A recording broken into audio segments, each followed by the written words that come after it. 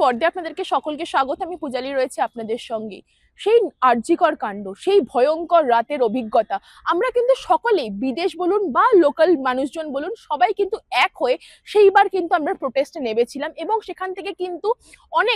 এখান থেকে অনেক নানান রকম কিন্তু প্রশাসনের রদবদল বা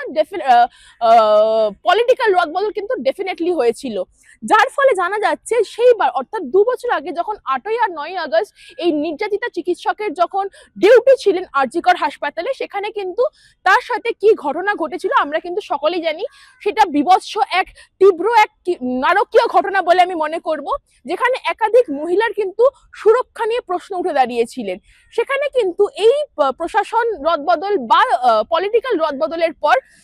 জানা যাচ্ছে এই যে প্রশাসন আগে তাকে এই নির্যাতিতার পরিবারের তরফে যে সিবিআই তরফ হয়েছিল বা এই সঞ্জয় সিং নামের যেই ছেলেটিকে যাবজ্জীবন কারাদণ্ড দেওয়া হয়েছিল, তার বিরুদ্ধে একাধিক প্রমাণ কিন্তু সেই সময় সরকার কিন্তু করেছেন এবং তার ফলে তাকে গ্রেপ্তার করা হয়েছে। এবং আমরা দেখেছি এর আগে কত রকম বিভিন্ন স্টেপ নেওয়া হয়েছিল, কিন্তু কোনো না কোনো জায়গায় সমস্যা ছিল নির্যাতিতা চিকিৎসকের পরিবারের তরফ থেকে। তার বাবা বা তার মা বারবারই একই কথা বলছিলেন, কোনো না কোনো বিষয় সেই সিআইডির তরফ থেকে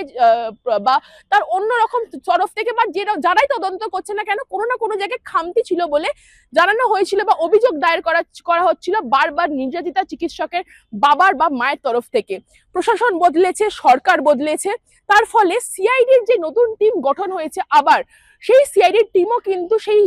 আরজিকর বিষয়ে সব সেই দিন রাত্রিবেলা কারা কারা ছিল, কারা কারা সেই সময় তার সাথে উপস্থিত ছিলেন এবং বিভিন্ন সব নমুনা সংগ্রহ করেছে কিন্তু এই নতুন সিআইডি টিম। তার ফলেও কিন্তু জানা যাচ্ছে সঞ্জয় সিংই কিন্তু একমাত্র কি অভিযুক্ত যে এই নারকীয় ঘটনার সাথে যুক্ত আছে, নাকি এর পেছনে অন্য কেউ থাকতে পারে বলে জানা যাচ্ছে। এই বিষয়ে কিন্তু আবার প্রশ্ন তুলেছে নির্যাতিতা চিকিৎসকের বাবা। তার বাবার একই ধারণা যে না, এর মধ্যে নিশ্চয়ই অন্য কোনো প্ল্যানিং ছিল বা অন্য কোনো স্ট্রাকচার ছিল যেটা এখনো অব্দি লোকের সমাজের সামনে এখনো অব্দি উঠে আসেনি। তার ফলে কিন্তু তার বাবা বারবার একই আবেদন করছেন যে কারা কারা সেদিন উপস্থিত ছিলেন, কারা কারা এই ঘটনার সাথে জড়িত রয়েছেন। এবং তার পাশাপাশি যেটা সবথেকে গুরুত্বপূর্ণ বিষয় তার বাবা জানিয়েছেন, নার্সের বয়ান কিন্তু ঠিক মতন ভাবে রেকর্ড করা হয়নি। জানা যাচ্ছে সেই নার্স যখন বয়ান দিতে গেছিল সেখানে কোনো না কোনো জায়গায় খামতি ছিল বলে জানানো হয়েছে নির্যাতিতা চিকিৎসকের বাবার তরফ থেকে। তার ফলে তার বাবা কিন্তু বারবার এই একই প্রশ্ন করছে বা তার বাবা একই অনুরোধ করেছেন এই নতুন সিআইডি টিমের যারা মেম্বার্সরা আছে তাদেরকে, যে ওই নার্সের বয়ান যেন রেকর্ড করা হোক এবং সেখান থেকে যদি অন্য কোনো গুরুত্বপূর্ণ পয়েন্ট উঠে আসে সেখান থেকে কিন্তু একটু হলে বিষয়টা ক্লিয়ার হবে যে শুধু সঞ্জয় সিংই কিন্তু সেদিন সেই রাতে সেই নারকীয় ঘটনাটা কি করেছিল সেই নির্যাতিতা চিকিৎসকের সাথে, নাকি এর সাথে অন্য কেউ যুক্ত ছিল যাদের নাম এখনো অব্দি প্রকাশ হয়নি বা তারা এখনো অব্দি পালিয়ে বাঁচছে। সেই বিষয়ে কিন্তু এই নির্যাতিতার বাবার কিন্তু বারবারই একই প্রশ্ন উঠছে এবং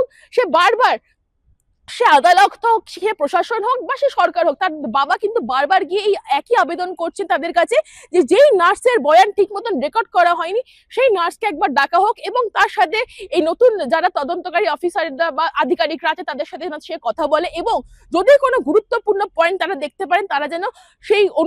তার বাবার তরফ থেকে অনুরোধ করা হয়েছে সেই পয়েন্ট যেন উঠে আসে এবং জানা যায় যে আসল ঘটনাটা কি ঘটেছিল এবং সেই রাত্রির বেলায় কারা কারা ওই আরজিকর হসপিটালের মধ্যে যুক্ত ছিল এবং সঞ্জয় সিং কি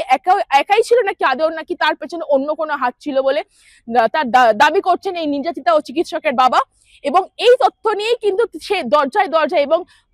আদালত বলুন বা প্রশাসন বলুন বা সরকার বলুন তার দরজায় কিন্তু ঘুরে বেড়াচ্ছে তার মেয়ের ন্যায় বিচারের জন্য। এই সব তথ্য জানতে চোখ রাখুন কলকাতা টিভির পর্দায় রাত দিন 7 দিন।